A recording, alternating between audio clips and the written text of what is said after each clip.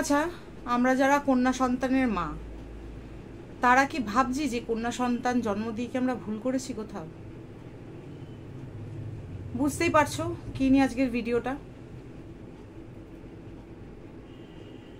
একটা কন্যা সন্তান নিজের হাসপাতালে সেফ নয়, একটা কন্যা সন্তান নিজের ল কলেজে সেফ নয়, একটা কন্যা সন্তান নিজের বাড়িতে অবধি সেফ নয়, তাহলে কোথায় সেফ তারা? Welcome back to my channel Madhumita Dham এন্টারটেনমেন্টের সবাইকে স্বাগত। আশা করছি তোমরা সবাই খুব ভালো আছো। হ্যাঁ, কি বলবো, মানে সবার মানে এখন মোবাইল খুললেই এক নিউজ, এক South Calcutta Law College, South Calcutta Law College, South Calcutta Law College. একটা রিজেকশন মানুষকে কতটা ঘৃণ্য করে দেয়। মানে ছেলেটা মনোজিৎ মিশ্র একটা ফালতু, একটা নক্কার যেন ছোট লোক একটা ছেলে। সে মানে আমি সত্যি কথা, মানে আজকে হয়তো আমি অনেক অনেক কথা আজকে বেরোবে আমার মুখ দিয়ে, কারণ এটা দীর্ঘদিন মানে আগের বছর থেকে দেখছি, তারও আগে নির্ভয়া, তার আগে অনেক অনেক অনেক কাণ্ড ঘটে গেছে আমাদের জীবনে। আমি সত্যি কথা আজকে অনেক কথা বলবো, আজকে আমি অনেক কথা বলবো, কারণ এতদিন চুপ থেকেছি, এতদিন চুপ থেকে আমি দেখেছি যে কি হয়, নিশ্চয়ই কিছু হবে, নিশ্চয়ই না হবে না, হবে না। আমি এটাও বলেছিলাম যে আরজি করে যে আমাদের তিলোত্তমা যতদিন না বিচার পাচ্ছে, মানে আমার এখনো রাতে কিন্তু ঠিক করে ঘুম হয় না, এখনো অব্দি বলছি, এক বিন্দু মিথ্যে নয়, এক বিন্দু মিথ্যে নয়। মানে আমি এখনো ভাবি যে, কারণ আমি তো একটা মেয়ের মা, আমি একটা কন্যা সন্তানের মা। আজকে আমার মেয়ের সাথে যদি এটা হয় আমি কি করতাম? আজকে হয় না, আমার রাতে ঘুম এখনো ঠিক করে হয় না। যাই হোক, তো ওই ফালতু ছেলেটা মনোজিৎ মিশ্র 2023 থেকে নাকি তার এগেনস্টে প্রচুর অ্যালিগেশনস, প্রচুর কমপ্লেন্টস, প্রচুর মানে মানে অনেক এখন অনেক কিছু বেরোচ্ছে। তা যাদের সাথে এতদিন ঘটেছে ঘটনাগুলো, তারা কেন চুপ ছিল? তারা যদি আজকে মুখ খুলতো তাহলে কি এই ঘটনাটি ঘটতো মেয়েটির সাথে? মেয়েটির সাথে কি ঘটতো না, ঘটতো না।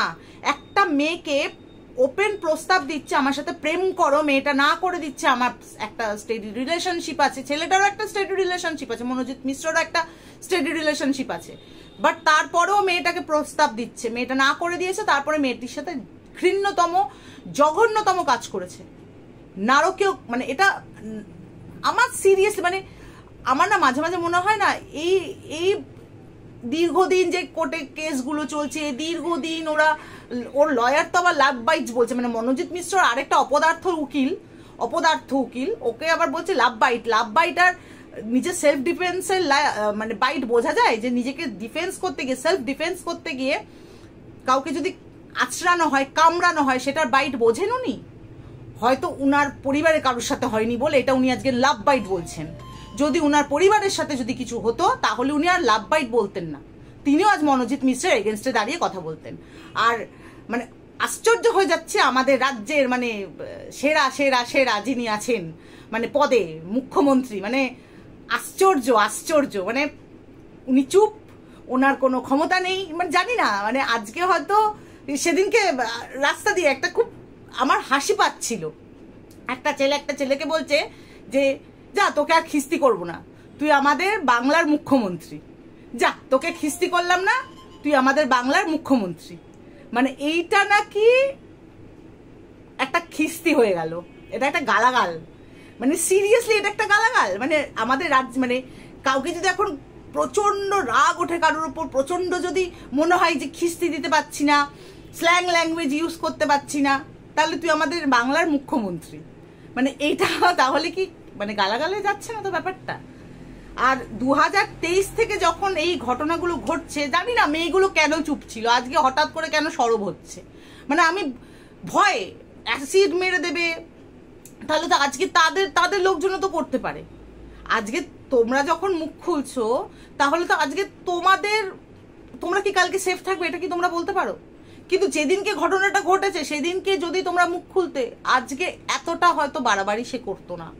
কারণ সে বুঝে গেছে যে আমি ভয় দেখাবো, আমি একটা বিরাট টিএমসিপির দাদা, আমি টিএমসিপির নেতা, আমার মাথায় তার হাত আছে, ব্লা ব্লা ব্লা। ফান্ড রোডের একজন কে আছেন মন্ত্রী, জানি না তার নাম, আমি মুখে মানে আমি জানি না নামটা, আমি জানলে এখানেই বলে দিতাম।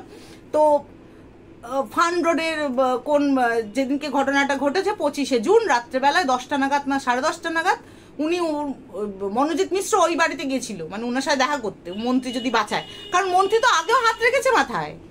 এই আমাদের রাজ্যের মন্ত্রীরা সো কল্ড বিশাল বুদ্ধিজীবী, বিশাল ক্ষমতাশীল বা মানে ক্ষমতাবান, জানি না এই ভিডিও দেখার পর আমার চ্যানেলটা উড়ে যাবে কিনা জানি না, আমার ওপর কিছু হবে কিনা জানি না, আমার কিচ্ছু যায় আসে না তাতে, আমার কিচ্ছু যায় আসে না তাতে।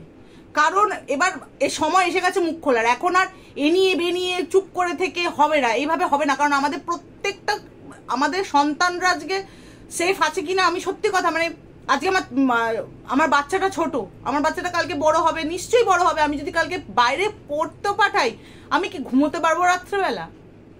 আমি কি যদি বাইরেও ছেড়ে দাও, যদি আমার মনে হয় কলকাতার কোনো ইঞ্জিনিয়ারিং কলেজে বা ক্যাম্পাসিং এ আমি দিয়ে গেল মেয়েটি পড়াশোনা করতে, আমি কি রাত্রেবেলা ঘুমোতে পারবো মা হিসেবে যে মেয়েটা ঠিক আছে তো, মেয়েটা সেফ আছে তো? আর ঘন ঘন ফোন করলেও মুশকিল, একটা বাচ্চাকে বারবার ফোন করলেও মুশকিল, তারাও বিরক্ত হয়, তারাও তাদের পড়াশোনার মধ্যে থাকে, তারাও তাদের নিজস্ব কাজকর্মের মধ্যে থাকে, বিরক্ত করে কি রেখেছিস, কি কখন আসবি, কখন ফিরছিস, একটা টেনশন মা হিসেবে হয়। কিন্তু মা হিসেবে এটাও বোঝা উচিত যে ঘন ঘন ফোন করলেও ব্যাপারটা তো শর্ট আউট হয় না, একটা প্রবলেমের সলভ হয় না। ওটা প্রবলেমের সলভ তখনই হবে যদি আমরা মুখ খুলি। আমরা চেপে যাচ্ছি, না বাবা চুপ করে থাকবো, আমাদের মুখ্যমন্ত্রী বিরাট একটা কিছু না, আমাদের মুখ্যমন্ত্রী কিছুই নয়।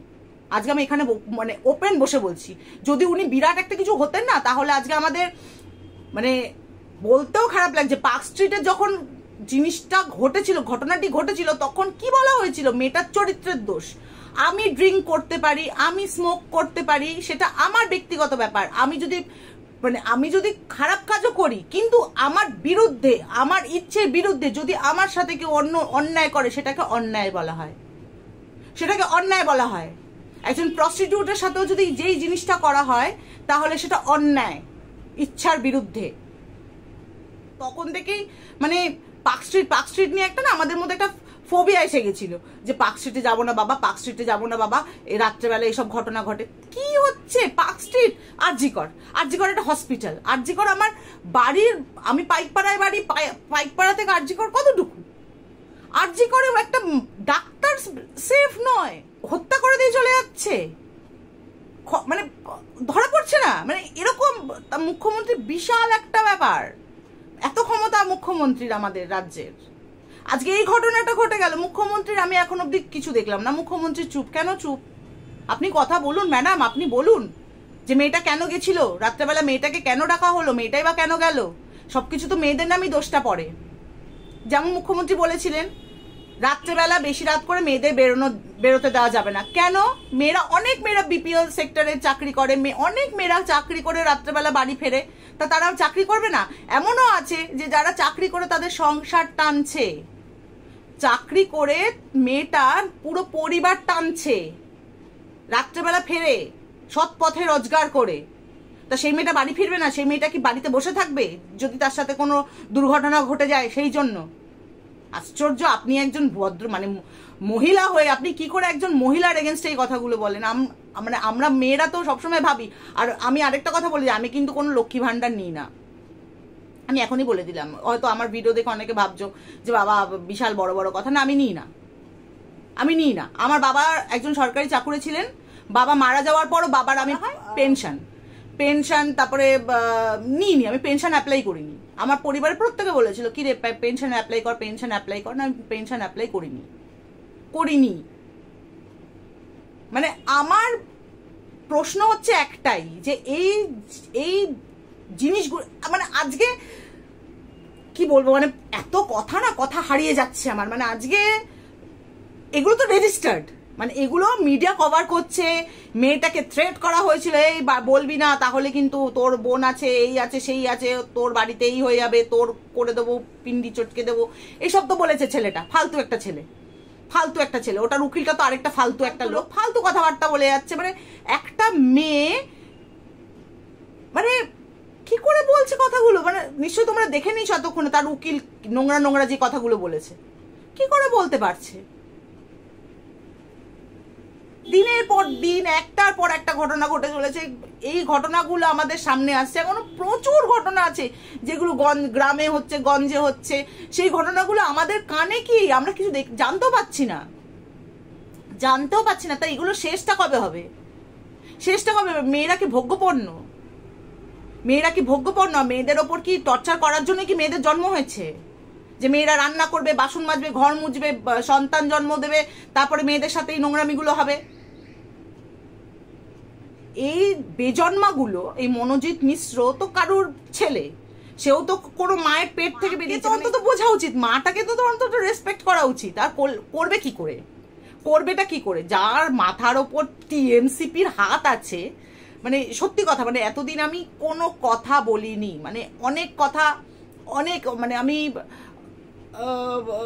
লেফট রাইট ঘুরে ঘুরে প্রচুর ভিডিও এরকম করেছি যে ডাইরেক্ট আমি আজ অব্দি টিএমসিপি নামটা আনিনি, বাট আজকে আনলাম। মানে আমাদের রাজ্যের মুখ্যমন্ত্রী লক্ষ্মী ভান্ডার, তারপরে নারায়ণ ভান্ডার নাকি শুরু করবে আবার, তারপরে আরো কি সব যেন আছে, ব্লা ব্লা ব্লা, আমি জানিও না কি কি আরো আছে। তো তোমরা যদি জেনে থাকো তাহলে কমেন্ট সেকশনে প্লিজ জানিও, কারণ আমি অনেক ভান্ডার, অনেক প্রকল্পের নাম আমি জানি না। আচ্ছা, তারপরে স্বাস্থ্যসাথী নিয়েও তোমরা জানো অনেক স্ক্যাম হয়েছে। এটা জানি না বিচার পাবে কি না পাবে, মনোজিৎ মিশ্র ছাড়া পাবে কি না পাবে, আমি সত্যি কথা জানি না। তবে আমি একটা কথাই মেয়েদেরকে বলছি, মানে এটা তোমরা আমাকে ভুল করতে পারো, আমি বলবো যে যদি চাও সবসময় ব্যাগে জিনিসপত্র রাখো। নিজেদের এখন আমার আইনের প্রতি যা আস্থা, আইনের প্রতি যা ভরসা হয়ে গেছে, মানে এখন সেলফ ডিফেন্স করতে হবে, সে যেভাবেই হোক। কারণ বিচার আমার চলে গেল, আমার জিনিসটা চলে গেল, আমাকে নিয়ে মিডিয়ায় কাটাচেরা হচ্ছে, আমাকে নিয়ে মিডিয়াতে পোস্টমর্টম করা হচ্ছে, আমার আর থাকলোটা কি থাকলো? আর শুধু শরীরটাই রয়েছে, ভেতরটার কিছু নেই। লজ্জা লাগছে আজকে, সিরিয়াসলি। মানে বাচ্চাগুলোকে দেখছি না, মানে সত্যি কথা, এখন মানে বাচ্চা মেয়েগুলোকে দেখছি, আমার ভয় লাগছে যে কি প্রজন্ম সামনে কি আসছে। একেই তো টিচারগুলোর হালাত খারাপ, টিচারগুলো তো মানে এখনকার প্রজন্মের টিচার ঘুষ খাইয়ে, টাকা খাইয়ে সব বসে আছে। এটা নতুন করে কিছু বলবার না, আগের ভিডিওতে আমি এটা বলেছিলাম। তো টিচার কোথাও মেয়েরা, জানি না, মানে আজকে হয়তো আমার একটু কথাগুলো মানে খাপছাড়া হয়ে যাচ্ছে, কারণ আমি কোনো স্ক্রিপ্ট নিয়ে বসি না, কোনো স্ক্রিপ্ট আমি লিখি না যে স্ক্রিপ্টটা পড়ে ভালো করে নিজেকে তৈরি করে বসতে হবে। নিজের মনে যা আসে, নিজের যেই ভেতরকার যে ফ্রাস্ট্রেশন বলো, ভেতরকার যে কষ্টটা বলো, সেটা আমি বের করে দিই। যাই হোক, তো জানি না, আমি অভয়ের ক্ষেত্রেও এটাই বলেছি, মানে তিলোত্তমার ক্ষেত্রে এটাই বলেছিলাম যে বিচার পাক, ন্যায্য বিচার পাক। জানি না কবে পাবে। আর এই মেয়েটির নাম আমি এই মুহূর্তে, মানে আমি মেয়েটির নাম জানি না, তবে আমি এই সাউথ ক্যালকাটা ল কলেজ বলেই বলছি, সাউথ ক্যালকাটা ল কলেজের মেয়েটি, জানি না কি হবে। এতটুকু বলছি, নিজেদের সেফটি নিজের ওপর রাখো, কোনো কিছুতে আর ভরসা করো না। কারণ এই ঘৃণ্যতম কাজগুলো হওয়ার পর যারা কিনা বলছে যে ওটা লাভ বাইট, যে নোংরা মন্তব্য আসছে, যখন ওই মনোজিৎ মিশ্র যে ভিডিওগুলো করেছিল, তো ওই ভিডিওগুলো মানে ওগুলো নাকি অন্য ধরনের ভিডিও করেছিল, মানে সেটা নাকি জোর জবরদস্তির ভিডিও ছিল না।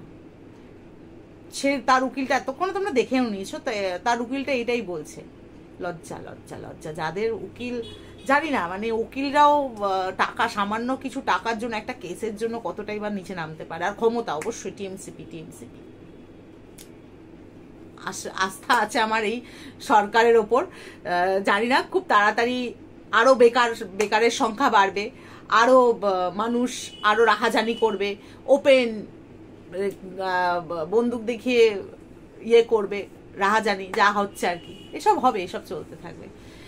আমার একটা ভিডিওতে জানি না কি হবে না হবে, তবে আমার মনে হলো আমি একটা মেয়ে হিসেবে, একটা কন্যা সন্তানের মা হিসেবে এই ভিডিওটা করা আমার উচিত, বাঞ্ছনীয়, আমি সেই জন্য করলাম। আমি কিন্তু আবার বলে দিই, একটা ভিডিও শেষে যে ডিসক্লেমারটা প্রথমে দেওয়ার কথা সেই ডিসক্লেমারটা আমি ভিডিও শেষে দিয়ে দিচ্ছি।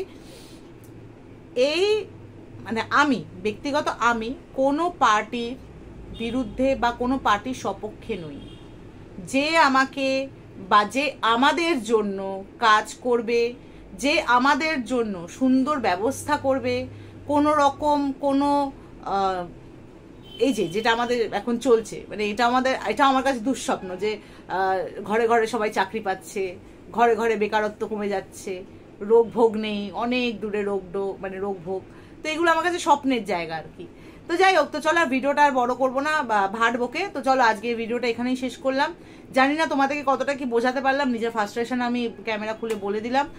ভালো থেকো, সুস্থ থেকো, সবাইকে ভালো রেখো। আজকের মতন বিদায় নিচ্ছি। আর সাবস্ক্রাইব করো কি না করো আর আমি আজকে এই ভিডিওটাতে কিছু বলছি না। সবাই ভালো থেকো, সুস্থ থেকো, সাবধানে থেকো, আর নিজের প্রোটেকশন নিজেকে করো। টাটা।